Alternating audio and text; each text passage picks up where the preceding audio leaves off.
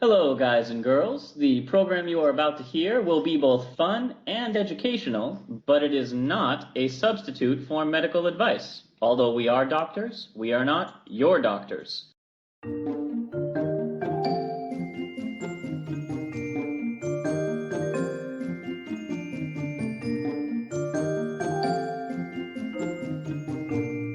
Hello and welcome to Travel Medicine. As always, I'm your friendly neighborhood internal medicine doc, Dr. J. Hey all, this is your amazing pediatric infectious disease doc and researcher, Dr. Santhosh. And we are back into the thick of things. And I believe last time we spoke, I promised you some of the secret history of the CDC. Yes, yeah, we went into the founding and the purpose, a little bit of the founding, but definitely the purpose of the wonderful um, e- Epidemic Intelligence Service, the EIS, which are kind of the disease hunters of the CDC. And we put together how this was a little bit kind of military philosophy attached with like epidemiology and that kind of thing. But yeah, we didn't go back far all the way to like the beginnings of the parent company, the CDC. We've talked about the Epidemic Intelligence Service as the spies of the CDC, a uniformed Yeah, branch of the military, no less. we're The not like disease investigators, the intelligence yes, gatherers.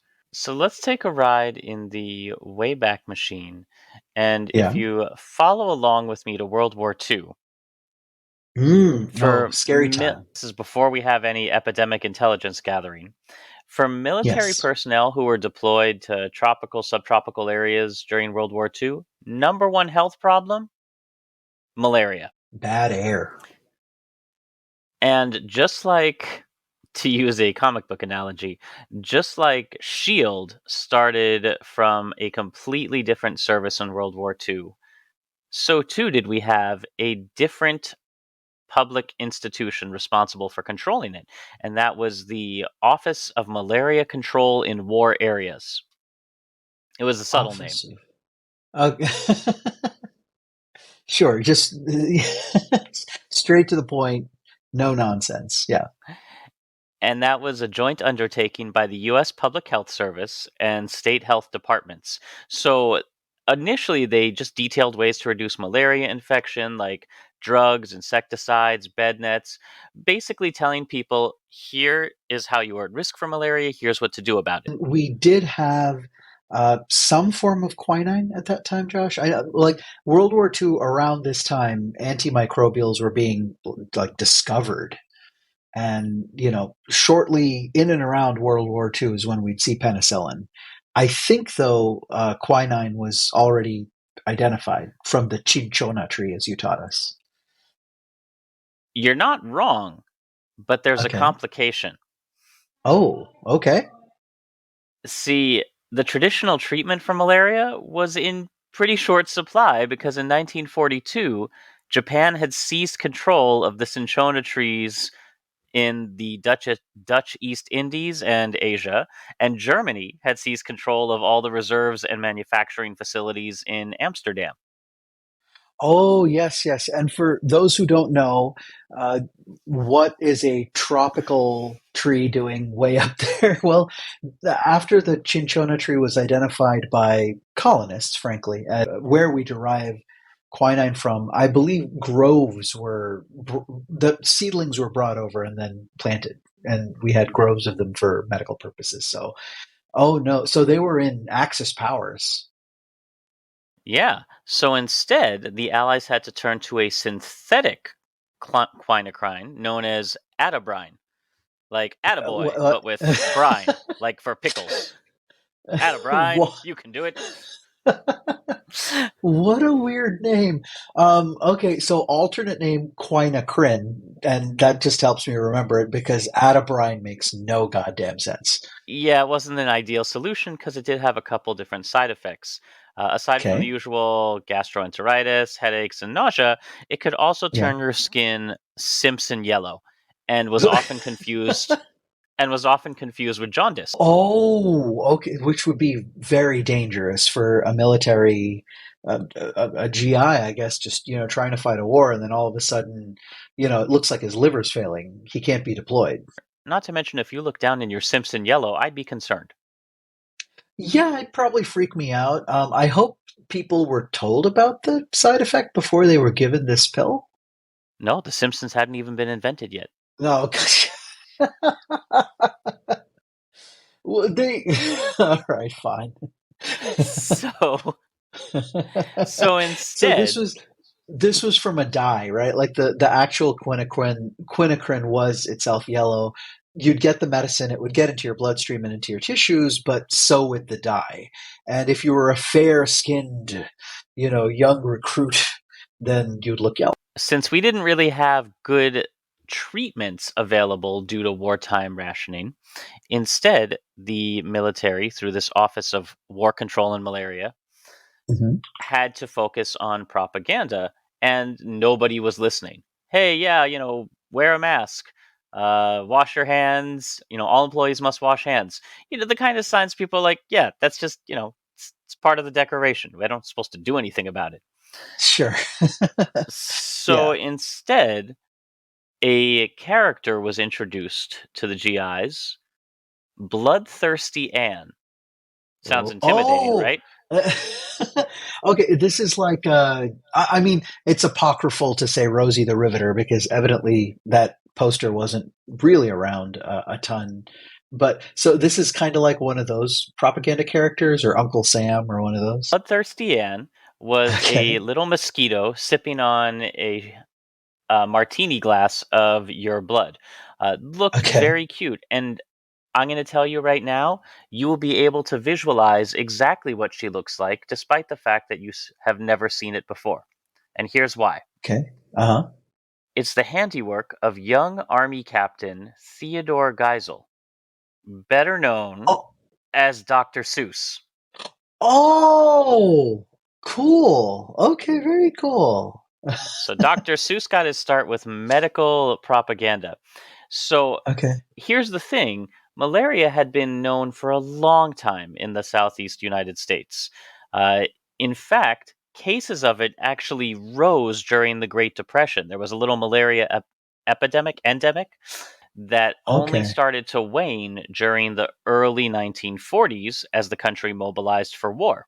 We don't think about malaria as being, in the United States, but yes, if it's warm enough and the vector comes north, absolutely it can. And most of it in the United States was in the South. Prior to World War II, the most important and effective control of malaria was, here's another trip to your history class, the Tennessee Valley Authority, where they would send teams of medical malariologists, sanitary engineers, Sure.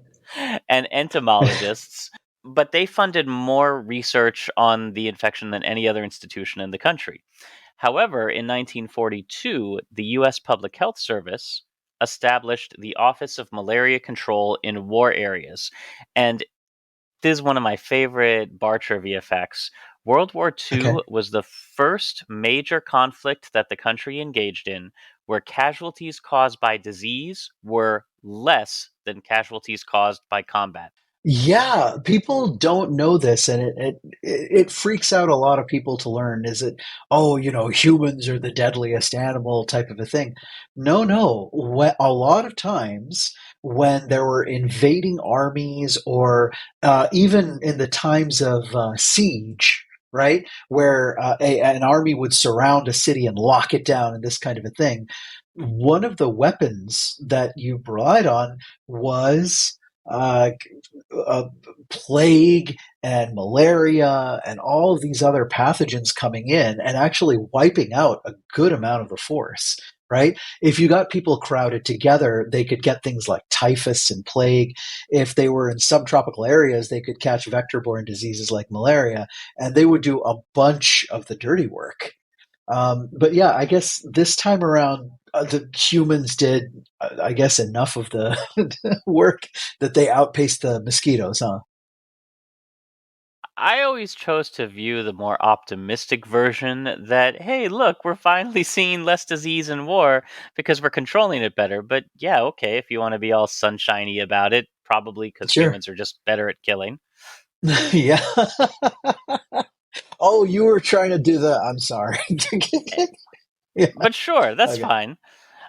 So the Office of Malaria Control in War Areas focused on draining and destroying mosquito breeding sites, teaching Okay. state and local health departments how to use these methods, and it was established in Atlanta rather than DC because the South was the area of the country with the most malaria transmission. Oh, there you go. Yeah, yeah. That's a good place to put it.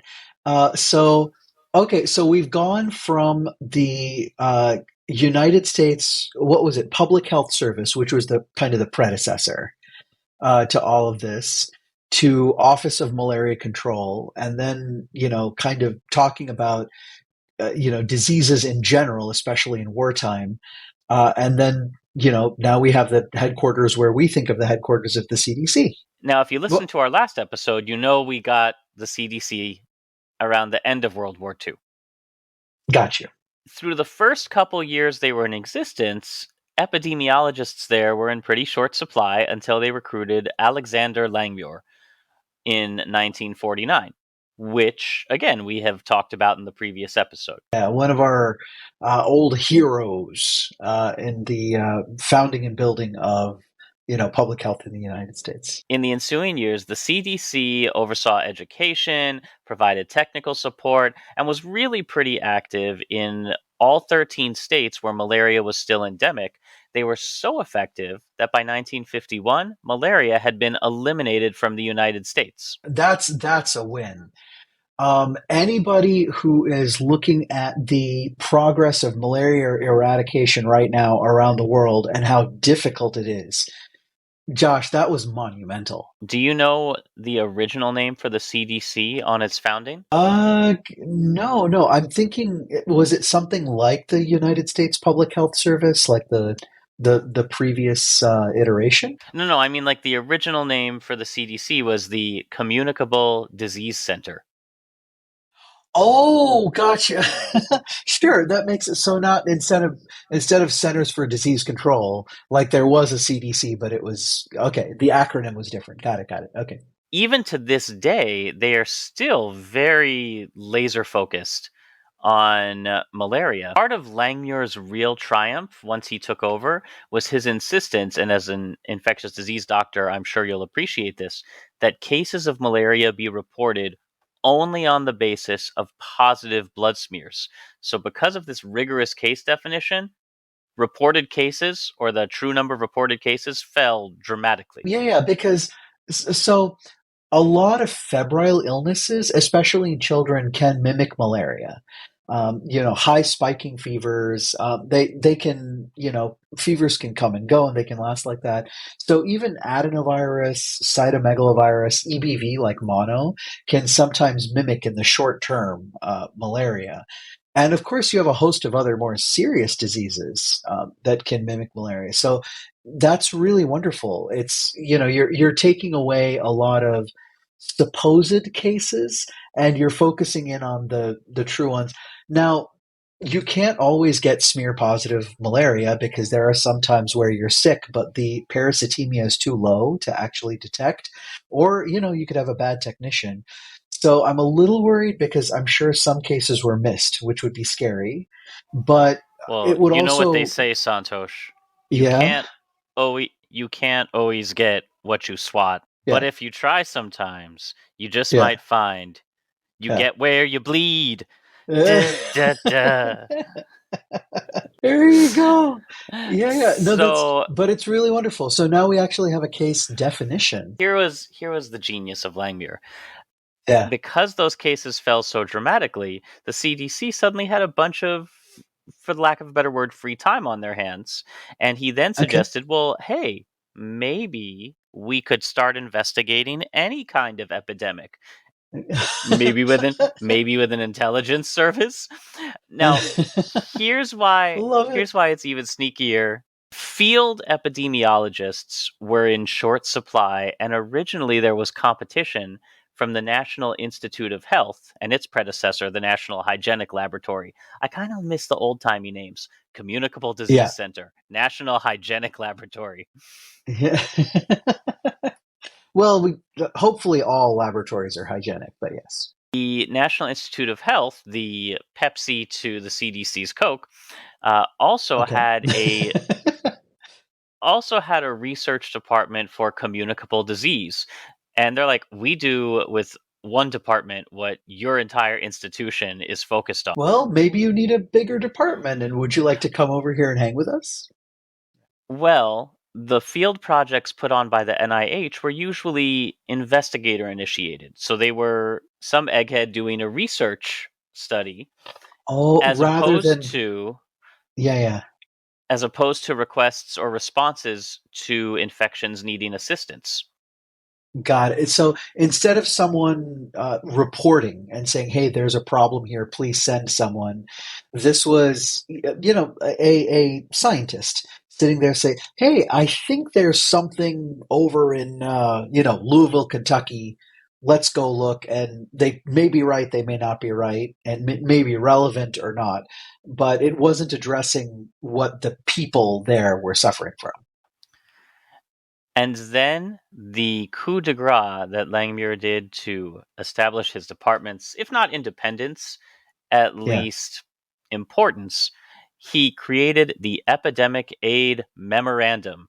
That's right, a memo helped the two institutions sort out the problems. On the day that a request for assistance with a disease problem was received, the institution that actually organized a response sent out a memorandum to, quote, all who need to know, unquote.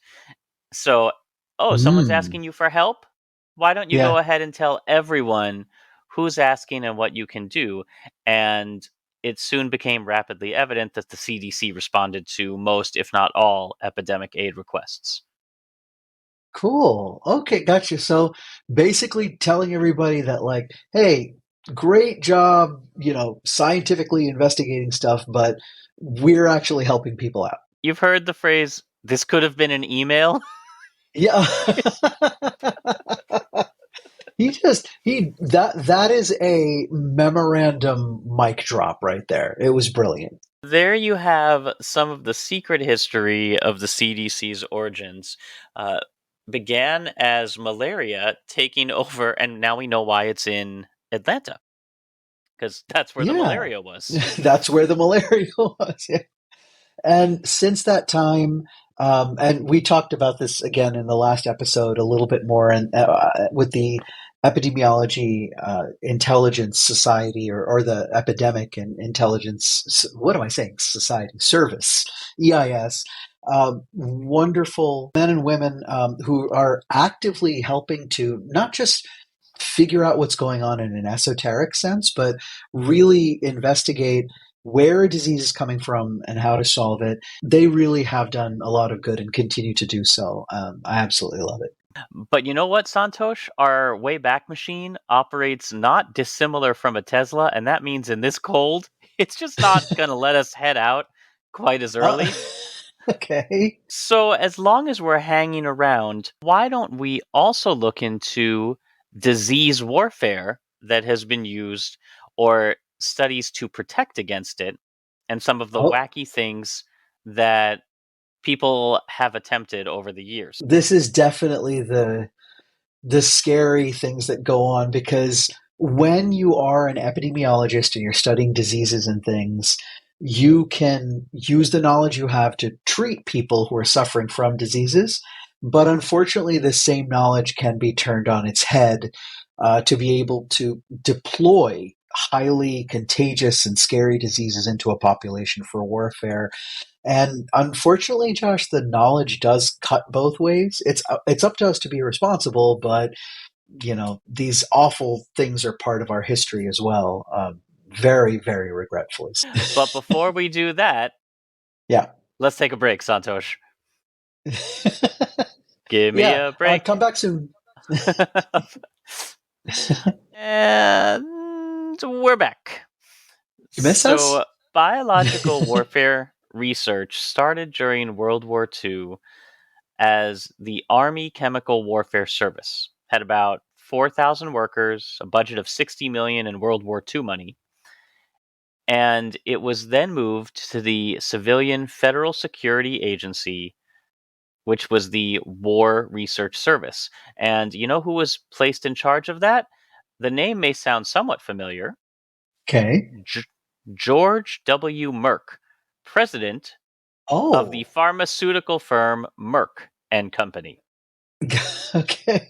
So way back when, before they were making, any of the medications we associate with them today, I'm guessing. Through them, he put together a report on the risks of what kinds of things the US could be under attack from and how it would be dispersed, along with Langmuir putting his Bill Nye the Science Terrorist videos out, and Okay. and came up with several plans for how to respond. But here is where we have taken whatever was in that report, which has been declassified and you can read it. Here's where we Mhm. go from there.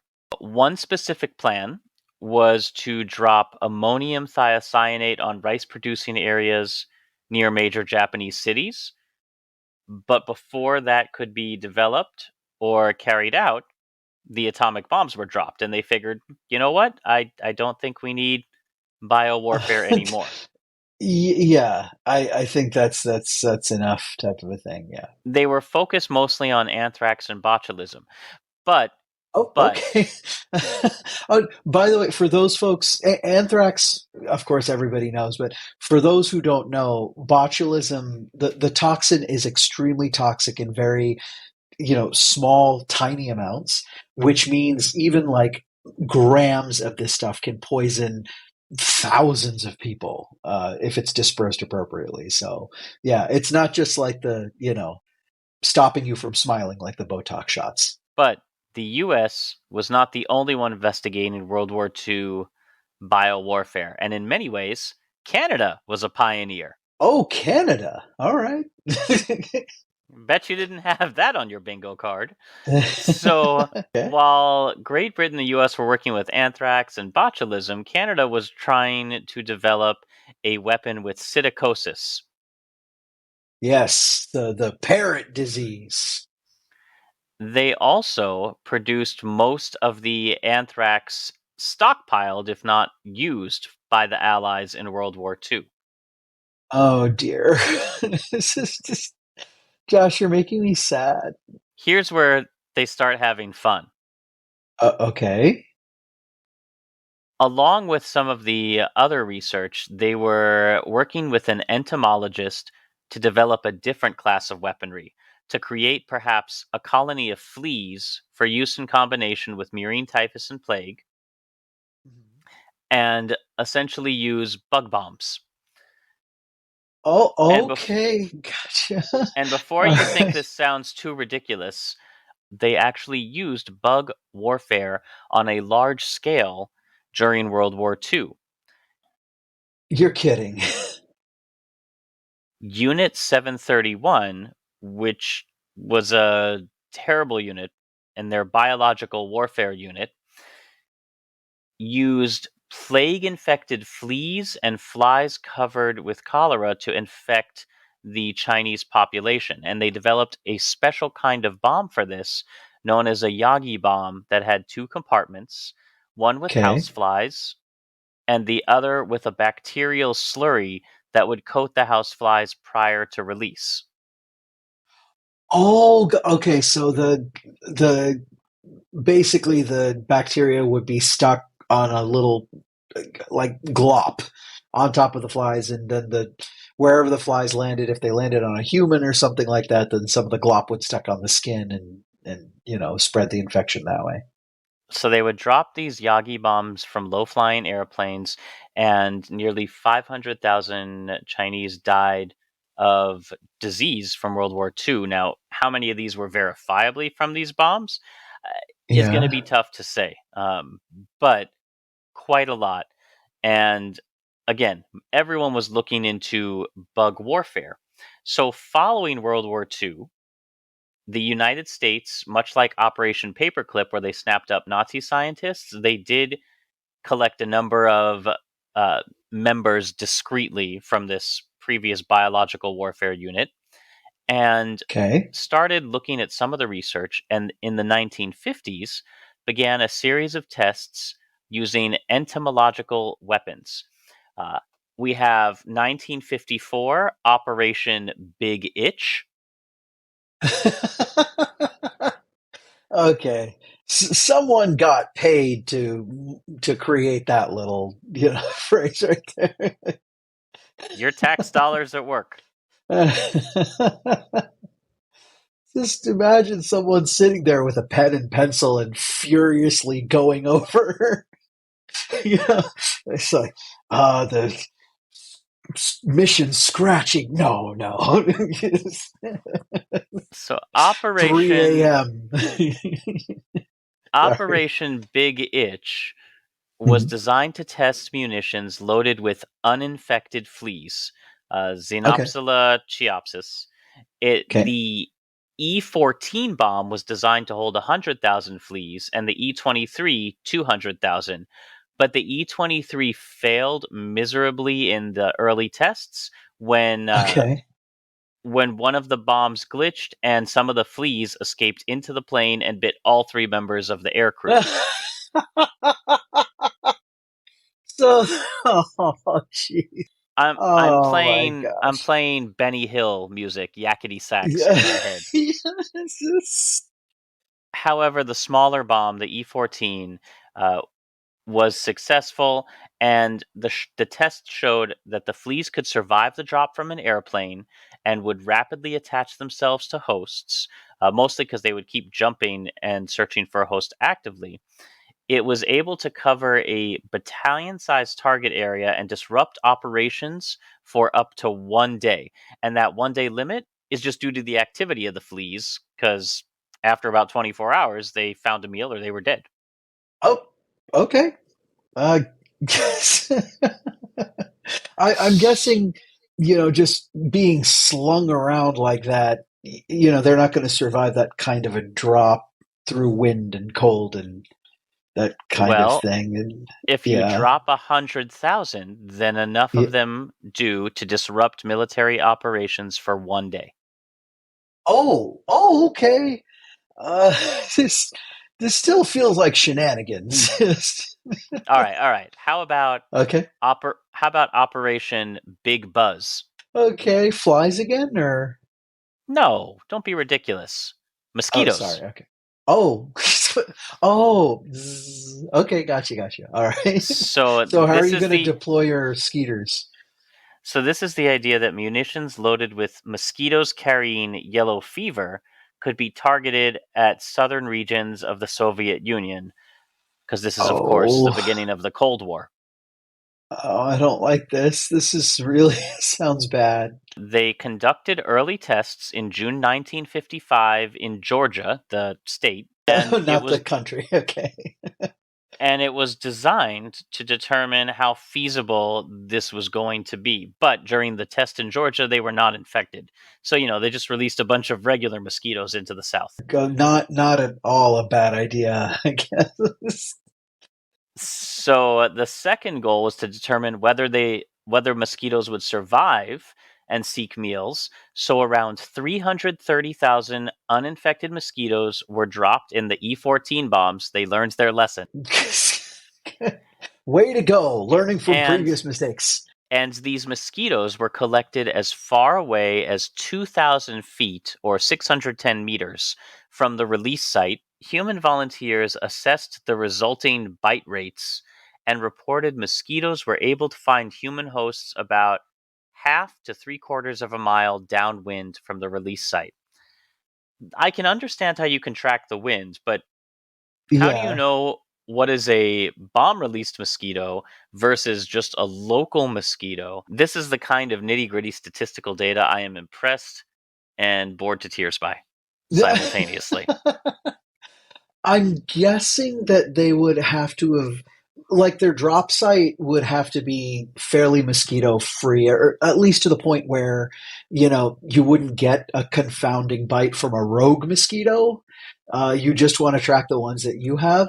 That's the only thing I can think of, because you can't, like, a mosquito bite's a mosquito bite. You're not going to be able to tell if it's one of your dropped mosquitoes or a native. So I don't know, but I'm a little sick to my stomach that many mosquitoes were still dropped in the middle of Georgia. I mean, there's humans living somewhere there, and animals, and mosquitoes kill people. There's also an Operation Mayday, which used bug. Like there were at least 4 or 5 different bug-related disease dispersal systems. And here's Okay. some of the qualities in all of these studies included flight range of the insects. And, in case you were wondering, the maximum distance fleas migrate is around 220 yards, and a Yep. flea Uh-huh. can jump up to a foot at a time and can jump over 600 times an hour when looking for a host. Whoa. that's that's one flea. One flea. And if you're Yeah. dispersing, 100,000 of them, now mosquitoes, on the other hand, tend to migrate up Mhm. to 1.5 miles. Okay, so they're more effective vectors if you're considering them for warfare, which is still making me sad. They're also more effective if you hit the ideal temperature range, because then a flea can transmit disease about 15 days after feeding from a rodent, as opposed to shorter periods when the temperatures become extreme. Similarly, Oh, what is the infective period? Fleas can infect throughout their lifespan, but they don't transmit the disease to future generations. So uh, the weapon will only be as effective as the lifespan of that current for the flea, but not the skeeter. correct. Although it Got it. doesn't Okay. really say whether mosquitoes transmit diseases to their offspring, but just given the life cycle of most of the mosquito parasites, it's Right, not exactly. unreasonable. Yeah, yeah. So a lot of those, if you're talking about malaria, if you're talking about a lot of the viruses like dengue, they do have to go through a separate host that the mosquito bites, circulate, and then get picked up by another mosquito. Now, if you drop if you drop your mosquitoes, and then you still have like an endemic mosquito population. Those endemic mosquitoes, as long as they can support that pathogen, they can do the spreading for you. But now you've just like introduced a new disease into a place which didn't have that before, which is like, this is a wretched thing to do. This is horrible. Of course, you want to know the transmission rate of the disease because only about Yeah. 60% of tropical fleas are capable of spreading disease after feeding. Other species have much lower transmission rates. So your Right. bug selection is important. The entomologist becomes a key figure in most of these plans. But Yeah. I thought that look how important bugs have been to our public institutions. Yeah. Yeah. So like, we talked about the helping, and now we're talking about the hurting. And just to be clear, Josh, using disease in warfare is an ancient tactic. So it's not like, oh my God, we created this kind of evil concept, off the cuff in the 20th century. We had, how to spread and utilize disease as far back as, I think, ancient times for war. But this is just more targeted, and unless you do something stupid like spill fleas all over yourself, a lot more insidious, because you aren't, for instance, like, throwing plague-ridden bodies over a wall with a catapult. You're releasing some fleas which may or may not be noticed until it's too late. Till I can't say recently, but until the slightly more recent years, Kadena Air Force Base in Japan, Yeah. their medical center was used to grow medically important arthropods uh, Okay. to study the different strains that could be transmitting diseases, what they could carry. and how to treat it. So Oh, the well, but information the that at information least can sounds cut like you know, like helpful kind of a thing. I don't know. the information cuts both ways, and the cost per death, according to the report, for a vector-borne biological agent with a 50% mortality rate in an attack on a city, If you drop this thing in enough numbers, you'll kill half the population. or you'll infect. Achieving a In 50, fact, yeah, sorry. so achieving a 50% mortality rate was 29 cents in 1976 dollars, about $1.01 today. Oh, So a okay. a well-designed and carefully chosen big itch or big buds could result in as many as 625,000 deaths at a dollar apiece. Oh dear. That's sadly extremely efficient. Yeah. And Okay. all of that is where we started from, just treating malaria in our swampy borders. So we went out, we investigated how the malaria was attacking and the mosquitoes and how to prevent it and how to treat it, take care of our soldiers and our citizenry, created a program to help control malaria, eradicate it, and then talk about curing and following and diagnosing epidemiologically other diseases. And then someone used the knowledge for evil. And we have, this kind of state of things post World War II. We're all just one Bond movie away. But Yeah, that's yeah. it for this week. Hopefully, you had fun learning about the name changes of the CDC, the surprising ways that insects and disease changed the course of history, or at least war. And we've Yeah, given you something absolutely. new to have nightmares about. I'll make a suggestion for a book because I hope our listeners, especially, but people should learn more and more about how vulnerable our civilizations are to just be like taken over by disease and then vector-borne disease specifically. But yeah, check out Dr. Zinsser.